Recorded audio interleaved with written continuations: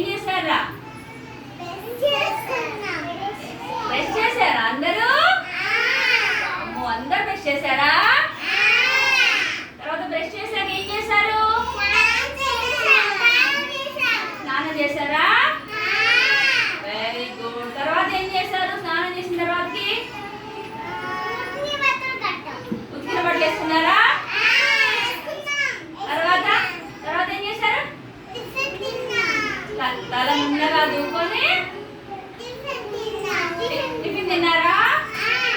Very good. Tiffin తిన్న తర్వాత ఏం చేశారు? చక్క స్కూల్కి వచ్చారా?